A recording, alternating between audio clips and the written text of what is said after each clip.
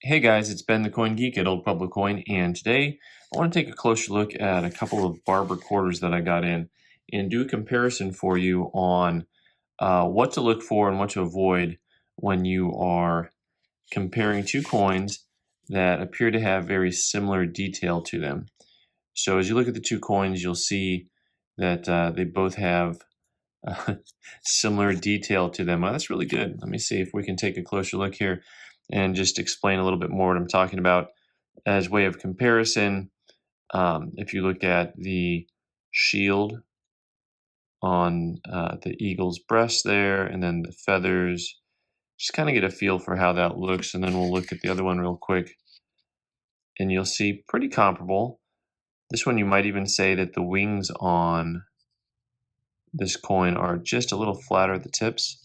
Now if we look at the face, the obverse, you'll see the eye is fully intact. The Liberty is fairly strong. A lot of the details in both the hairline and the wreath. And then you can start to see the jawline. Jawline is really important on barber coins. That's one of the things that you can see that face actually. You can always see the outline of the head, so it's a little tricky. You have to learn that there's a lot of depth to that part of the coin that actually wears down pretty far. So similarly on this coin, you'll see the Liberty is pretty much intact, strong eye, full chin line, pretty much the whole wreath, the whole shebang. So this is the type of, by the way, these holders are not mine. This is just how I got them in. This is the type of thing that when you see at a show, you want to be able to discern which coin is the better coin to purchase. Some of you veteran folks are going to know right away what I'm showing and why I'm showing it.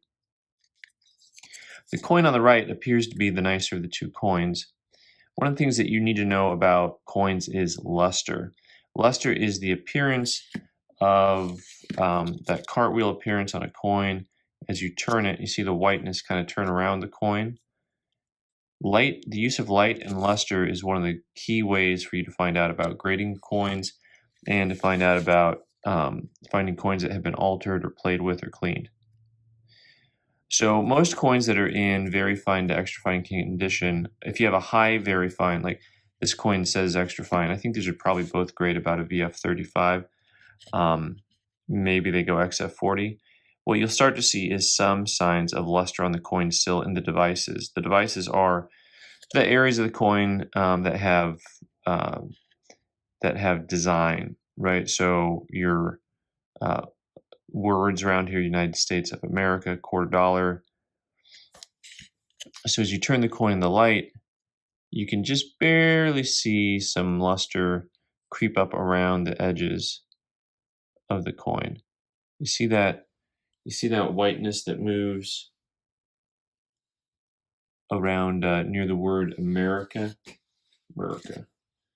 Let's take a closer look at this guy, and what you see is it appears to be light moving over the entire surface of the coin.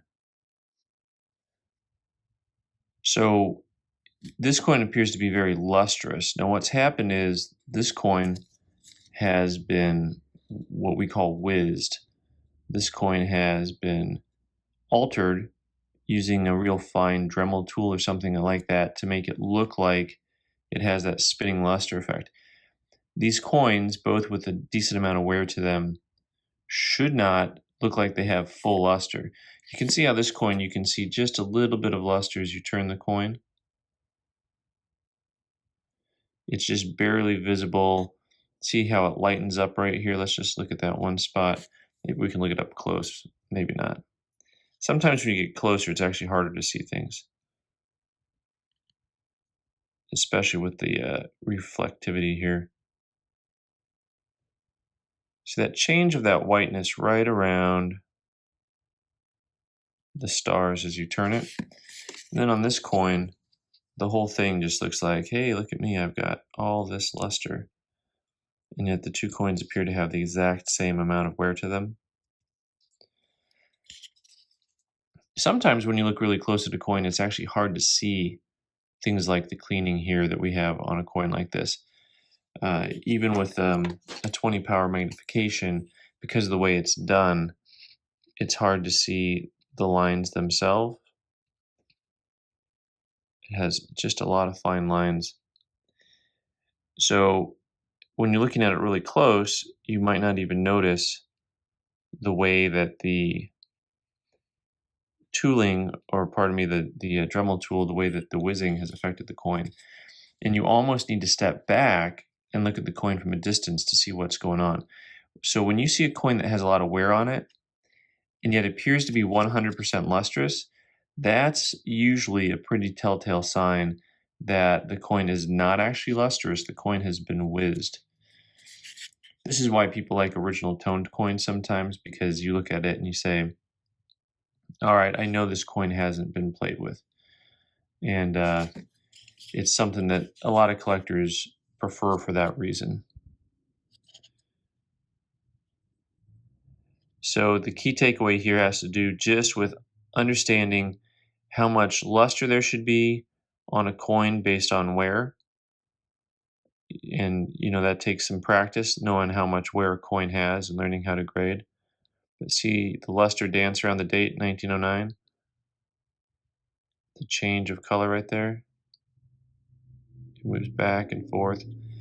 So this is something that you need to be aware of when you're looking at coins at a show or online, and try to pick out ones that have not had this cleaning to it, because that does not help the coin out at all. Thanks so much for watching. I'm Ben the Coin Geek. You can subscribe by clicking on the button in the corner and watch more videos on the right side of the screen.